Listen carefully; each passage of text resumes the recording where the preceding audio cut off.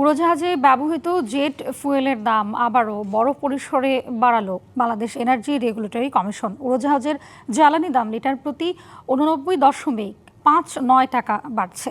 অভ্যন্তরীণ রুটে প্রতি লিটার 112 টাকা 41 পয়সা থেকে বাড়িয়ে 202 টাকা করা হয়েছে। আন্তর্জাতিক রুটে প্রতি লিটার 0.7384 সেন্ট থেকে বাড়িয়ে 1.32 মার্কিন ডলার নির্ধারণ করা হয়েছে।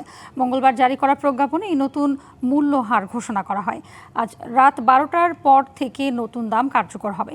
আন্তর্জাতিক বাজারের সঙ্গে সমন্বয় করতে দাম বাড়ানো হয়েছে বলে জানিয়েছেন বাংলাদেশ এনার্জি রেগুলেটরি কমিশনের BERC।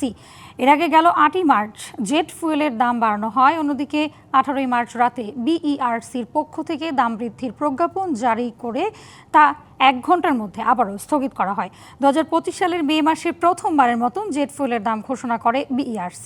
এর আগ পর্যন্ত বাংলাদেশ পেট্রোলিয়াম কর্পোরেশন BPC সময়ে সময়ে দাম নির্ধারণ করে এসেছে, তবে এই প্রথম 1 মাসে 2 দফায় দাম বাড়ালো BERC। মধ্যপ্রাচ্য সংঘাত, হরমুজ প্রণালী দিয়ে জ্বালানি সরবরাহে ব্যাঘাত এবং এশিয়ায় জেট ফুয়েলের বাজার অস্থির হয়ে পড়ায় দাম বাড়ছে। নগদ নিয়ে এলো হার না মানা হার অফার। সর্বনিম্ন 10,000 টাকা রেমিটেন্স নগদে পাঠালে থাকছে স্বর্ণের হার জেতার সুযোগ।